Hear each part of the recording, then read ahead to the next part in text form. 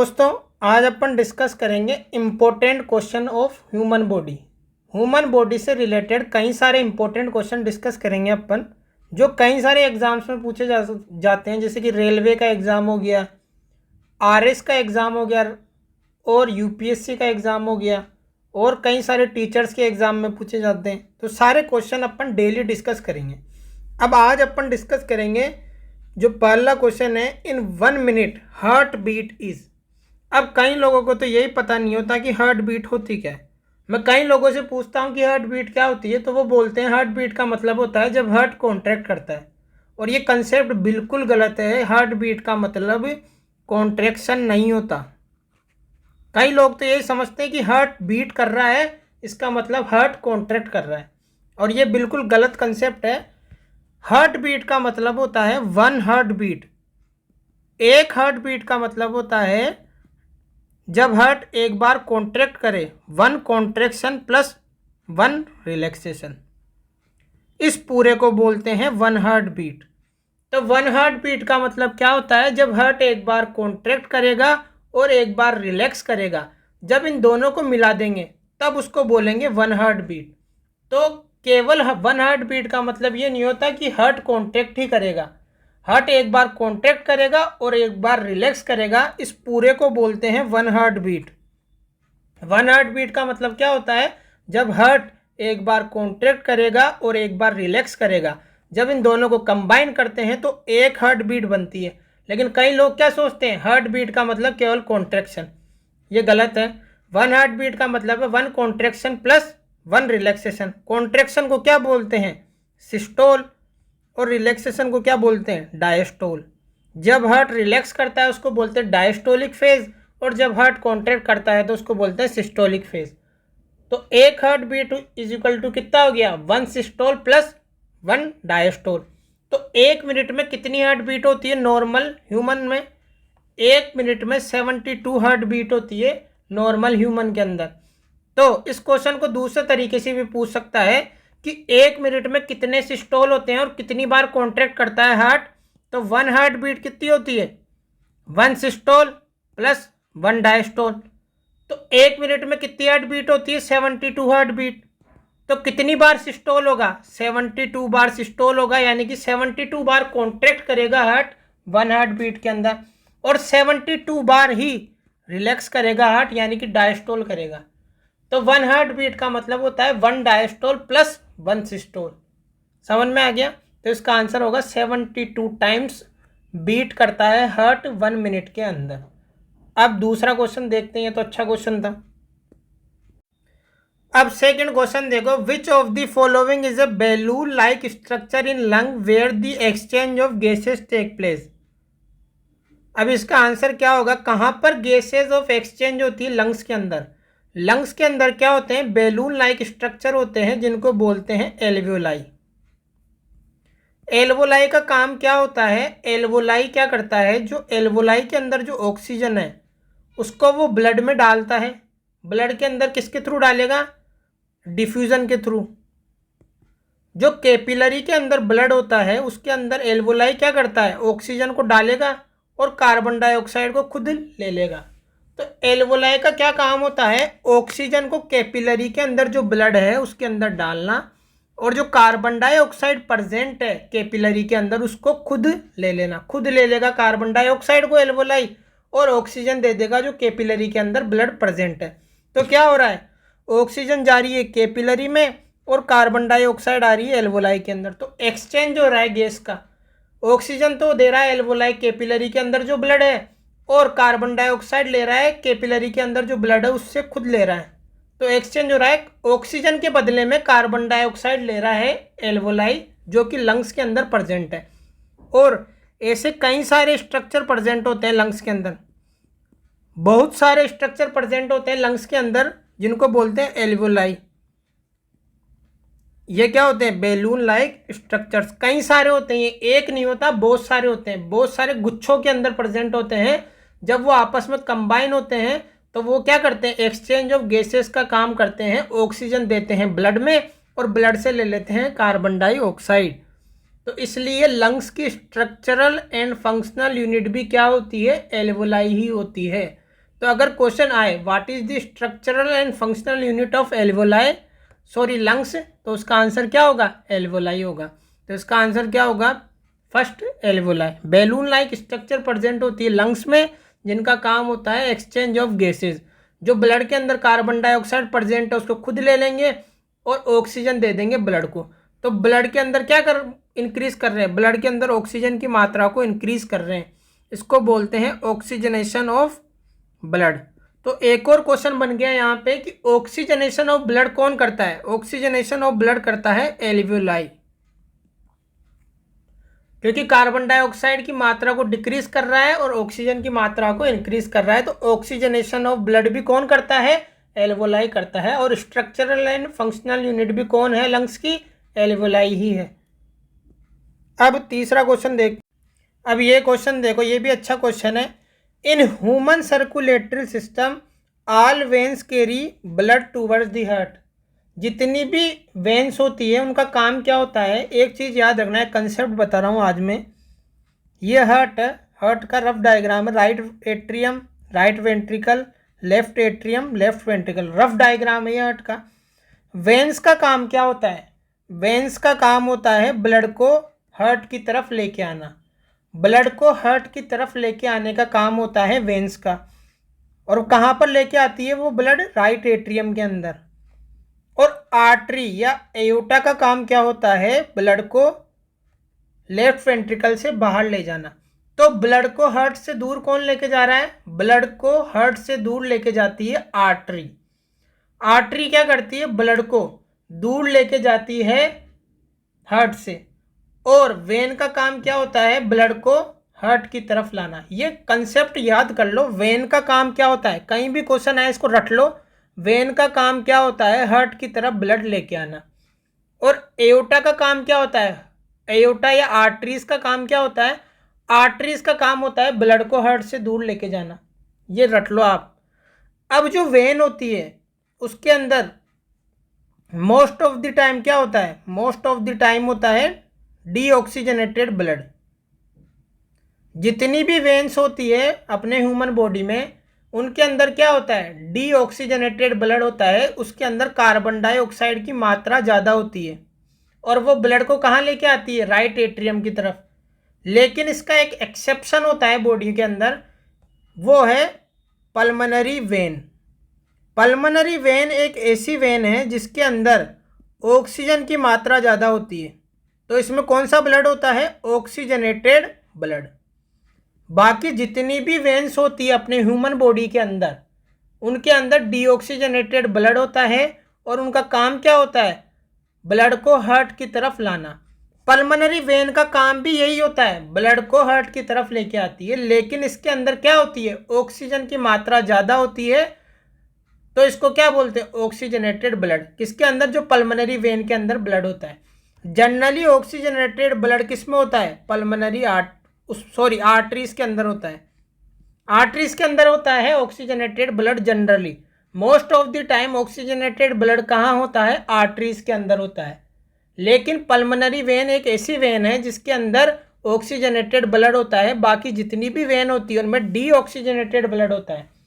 और एक और कंसेप्ट याद करो, जो पल्मोनरी आर्टरी होती है उसके अंदर डीऑक्सीजनेटेड ब्लड होता है। कैसा ब्लड होता है? Deoxygenated blood. बाकी जितनी भी आर्टरी होती है उनके अंदर ऑक्सीजनेटेड ब्लड होता है। लेकिन पल्मोनरी आर्टरी एक ऐसी आर्टरी है जिसके अंदर डीऑक्सीजनेटेड ब्लड होता है। ये दो चीज़ें याद कर लो। पल्मोनरी आर्टरी में डीऑक्सीजनेटेड ब्लड होता है, बाकी जितनी भी आर्टरी होती है उनमें ऑक्सीजनेटेड ब्लड होता है। और पल्मोनरी वेन के अंदर ऑक्सीजनेटेड ब्लड होता है। समझ में आ रही? तो इसका आंसर क्या होगा? The pulmonary veins carry oxygenated blood. ये एक्सेप्शन है, वरना जितनी भी वेन्स अपने ह्यूमन बॉडी की उनमें डीऑक्सीजनेटेड ब्लड होता है, उनमें कार्बन डाइऑक्साइड की मात्रा ज़्यादा होती है। लेकिन पल्मोनरी वेन एक ऐसी वेन है जिनमें ऑक्सीजनेटेड ब्लड होता है। अब दूसरा क्वेश्चन देखते हैं। अब ये भी अच्छा क्वेश्चन है। What is the first blood cell to increase in response to infection. मान लो आपको कोई बीमारी हो गई, इन्फेक्शन हो गया, बैक्टीरियल इन्फेक्शन हो गया, निमोनिया हो गया या टाइफाइड हो गया, कोई भी बैक्टीरियल इन्फेक्शन या वायरल इन्फेक्शन जो भी हुआ है आपको, उसके रेस्पॉन्स में उसको फाइट करने के लिए, उससे फाइट करने के लिए ऐसा कौन सा सेल है ब्लड के अंदर जो सबसे पहले उसकी मात्रा इंक्रीज होती है ब्लड के अंदर, जो जिसकी मात्रा सबसे पहले इंक्रीज होती है ब्लड के अंदर, उसका नाम है न्यूट्रोफिल। न्यूट्रोफिल क्या है? WBC सेल का टाइप है, वाइट ब्लड सेल का टाइप है ये न्यूट्रोफिल, जो कि सबसे पहले इसकी मात्रा इंक्रीज होती है ह्यूमन ब्लड के अंदर अगेंस्ट दी इन्फेक्शन। जब भी कोई आपको इन्फेक्शन होगा तो उससे फाइट करने के लिए सबसे पहले किसकी मात्रा इंक्रीज होती है ह्यूमन ब्लड में? न्यूट्रोफिल की। ये भी कई बार पूछा गया है क्वेश्चन, तो इसका आंसर हो गया बी, न्यूट्रोफिल। अब एक और क्वेश्चन डिस्कस करता हूं, what is the full form of ENT? ENT की फुल फॉर्म क्या होती है? अब कई बार जब आपका कान दर्द करता है तो आप कहाँ जाते हो? ENT हॉस्पिटल में जाते हो। कहाँ जाते हो? ENT हॉस्पिटल में। अब ENT हॉस्पिटल में और कौन कौन सी चीज़ों को देखते हैं? एक तो वो कान को तो देखते हैं, ई से हो गया ईयर, एन से क्या होता है? नोज। वो किसको देखते हैं? नाक को भी देखते हैं, कान को भी देखते हैं और गले को भी देखते हैं, थ्रोट। तो ENT हॉस्पिटल की फुल फॉर्म क्या होती है? Ear nose throat hospital. लेकिन मैंने एक बार एक लड़के से पूछा कि ENT की फुल फॉर्म क्या होती है, तो उसने क्या बताया? आई नोज थ्रोट। ये क्या है? गलत है। आई के हॉस्पिटल को क्या बोलते हैं?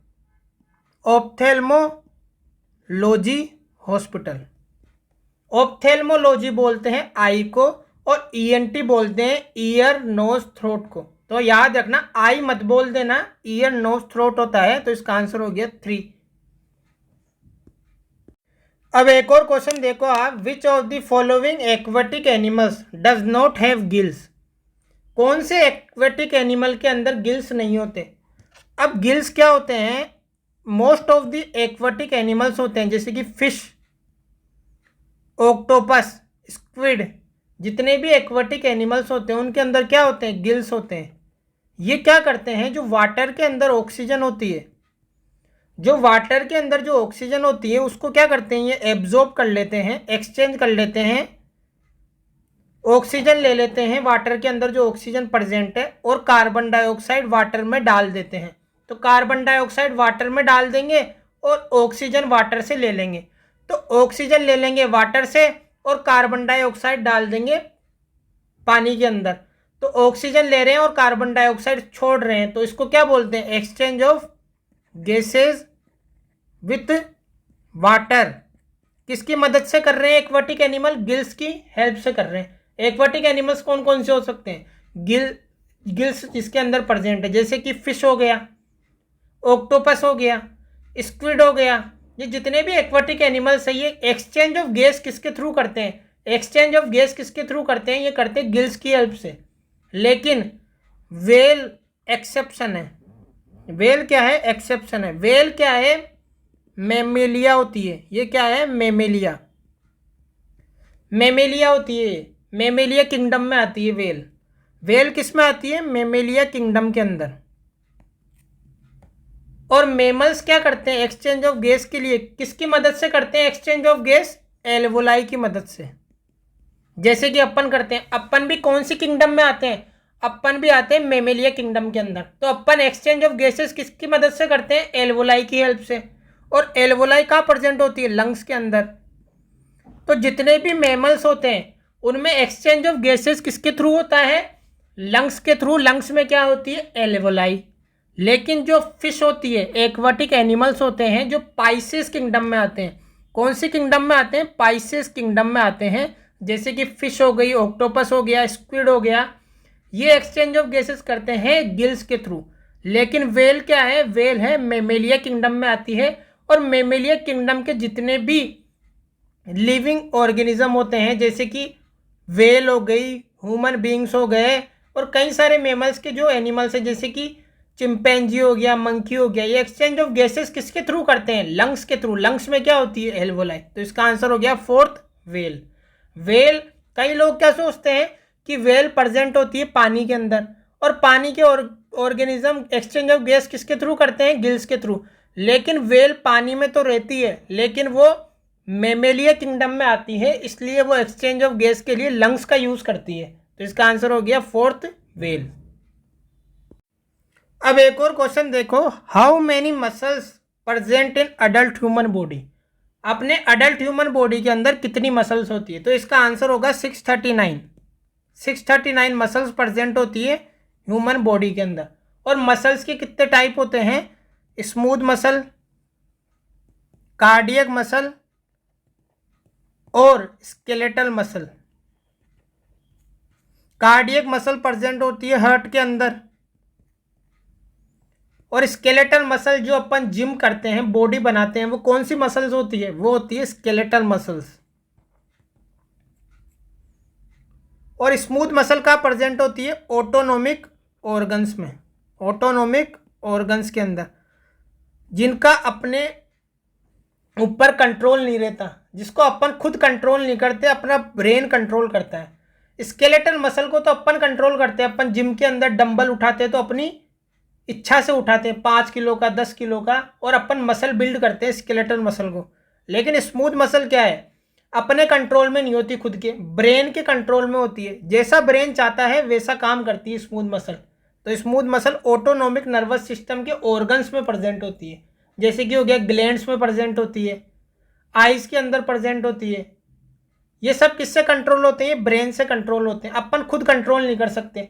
स्केलेटल मसल को अपन कंट्रोल करते हैं, जैसे अपन चल रहे हैं तो चलते टाइम अपन पैरों की मसल्स का यूज करते हैं, तो उनको क्या बोलते हैं? स्केलेटल मसल, जो अपने कंट्रोल में हो, वॉलंटरी कंट्रोल हो जिन पे। अब एक और क्वेश्चन देखो, smallest bone of human body, सबसे छोटी हड्डी कौन सी होती है ह्यूमन बॉडी की? तो इसका आंसर है स्टेपीज। आंसर क्या है? सी। अब स्टेपीज प्रेजेंट कहाँ होती है? ये होती है मिडल ईयर में, कान के अंदर प्रेजेंट होती है। और कान के अंदर 3 हड्डियां होती है, 3 बोन होती है, मेलियस, इंकस, स्टेपीज। तो कितनी हड्डियां होती है कान के अंदर? 3 हड्डियां होती है। एक कान के अंदर 3 हड्डी होती है, तो 2 कान के अंदर कितनी हड्डी होगी? 6 बोन्स। तो टोटल कितनी हड्डियां होती है कान के अंदर? 6 हड्डियां, मेलियस, इंकस और स्टेपीज। सबसे छोटी हड्डी कौन सी होती है पूरे ह्यूमन बॉडी की? ह्यूमन बॉडी की सबसे छोटी हड्डी होती है सी, स्टेपीज। और सबसे छोटी मसल कौन सी होती है ह्यूमन बॉडी की? स्टेपीडियस। तो ये याद कर लो, इनमें कंफ्यूजन होता है स्टेपीडियस और स्टेपीज। स्टेपीडियस है सबसे छोटी मसल और स्टेपीज है सबसे छोटी बोन। समझ में आ गया? और सबसे बड़ी हड्डी कौन सी होती है ह्यूमन बॉडी की? फीमर। समझ में आ गया? और सबसे बड़ी मसल कौन सी होती है ह्यूमन बॉडी की? Sartorius muscle. अब एक और क्वेश्चन देखो, most abundant protein of human body. Human body में सबसे ज्यादा पाया जाने वाला प्रोटीन कौन सा होता है? सबसे ज्यादा मात्रा में कौन सा प्रोटीन होता है ह्यूमन बॉडी के अंदर? तो इसका आंसर है C, collagen. Collagen is the most abundant protein in the human body. सबसे ज्यादा पाने जाने वाला प्रोटीन होता है ह्यूमन बॉडी के अंदर। ह्यूमन बॉडी में सबसे ज्यादा मात्रा में कोलेजन होता है प्रोटीन के रूप में, most abundant protein of human body. और एंजाइम्स क्या होते हैं? एंजाइम्स होते हैं प्रोटीन के बने होते हैं एंजाइम्स। ये क्या करते हैं? केमिकल रिएक्शन, अपने बॉडी में जितनी भी केमिकल रिएक्शन होती है उनको इन्हेंस करते हैं, उनको तेजी से कराते हैं। मान लो कोई केमिकल रिएक्शन 1000 साल के अंदर हो रही है, कोई केमिकल रिएक्शन अगर 1000 साल के अंदर हो रही है, तो एंजाइम की हेल्प से वो कितनी देर में हो जाएगी? वो हो जाएगी सिर्फ 2 घंटे में। इतना जल्दी कराते हैं एंजाइम रिएक्शन, इतना जल्दी काम कराते हैं एंजाइम। अगर कोई रिएक्शन 1000 साल में हो रही है, अगर वहाँ पर एंजाइम प्रेजेंट है तो वो रिएक्शन सिर्फ 2 घंटे में हो जाएगी। इतनी जल्दी करा देते हैं रिएक्शन को। तो ये क्या करते हैं? स्पीड इंक्रीज कर देते हैं रिएक्शन की। अब एंजाइम का एग्जाम्पल क्या हो गया? Pepsin enzyme, trypsin. ये क्या करते हैं? प्रोटीन के डाइजेशन में हेल्प करते हैं, प्रोटीन को ब्रेक डाउन करते हैं। इनकी प्रेजेंस में जो प्रोटीन का ब्रेक डाउन होता है वो स्पीड से इंक्रीज होता है। समझ में आ रही है? तो मोस्ट अबंडेंट प्रोटीन क्या है? कोलेजन। अब एक और क्वेश्चन है, which of the following is called power house of the cell. Power house of the cell का मतलब क्या है, जैसे अपने घर पे लाइटें आती हैं तो लाइटें कहाँ से आ रही है, लाइटें आ रही है पावर हाउस से। लाइट क्या है, लाइट क्या है, एनर्जी है। लाइट क्या है, एनर्जी है। उस एनर्जी का यूज करके अपन क्या करते हैं, बल्ब जलाते हैं, और क्या करते हैं, कोई भी मशीन का यूज करते हैं। वो किसकी मदद से करते हैं, लाइट की हेल्प से करते हैं। लाइट क्या है, एनर्जी है। तो एनर्जी से अपन कई सारे काम करते हैं। तो अपन बल्ब जलाते हैं, पंखा चलाते हैं, सब एनर्जी है। तो अपनी बॉडी भी तो काम करती है एनर्जी के ऊपर। तो अपनी बॉडी में एनर्जी कहाँ से आ रही है, अपनी बॉडी का पावर हाउस कौन है, अपने बॉडी को कौन एनर्जी सप्लाई करा रहा है। तो अपने सेल के अंदर होता है माइटोकॉन्ड्रिया। अपने सेल के अंदर क्या होता है, माइटोकॉन्ड्रिया। ये क्या है, ऑर्गेनली है। अपने सेल के अंदर ऑर्गेनली होते हैं कई सारे, वो क्या करते हैं, अलग अलग काम करते हैं। तो एनर्जी बनाने का काम कौन करता है, एनर्जी बनाने का काम करता है माइटोकॉन्ड्रिया। और किस फॉर्म में एनर्जी बनाता है, ये एटीपी की फॉर्म में। और ये एटीपी काम आती है अपन को वर्क करने के अंदर, मसल कॉन्ट्रैक्शन, चलने के अंदर, पढ़ाई करने में, ब्रेन का काम करने के अंदर, कोई भी काम करने के लिए अपन को एनर्जी चाहिए। वह एनर्जी कौन बना रहा है, माइटोकॉन्ड्रिया। किस फॉर्म में बना रहा है, एटीपी की फॉर्म में। तो इसका आंसर क्या हो गया, बी, माइटोकॉन्ड्रिया। तो गाइज आज अपन इतने ही क्वेश्चन डिस्कस करेंगे। ऐसे मैं डेली करूंगा, अगर आप मुझे सपोर्ट करोगे और लाइक करोगे और सब्सक्राइब करोगे तो मैं डेली एक वीडियो डालूंगा। और किसी भी लेवल के साइंस के क्वेश्चन डिस्कस कर सकता हूँ मैं, चाहे वो आरएस लेवल का हो, आईएएस लेवल का हो, कोई सा भी लेवल हो, सब डिस्कस कर सकता हूँ मैं, एक्सप्लेन कर सकता हूँ हर तरीके का क्वेश्चन। लेकिन आपका सपोर्ट चाहिए। Thank you.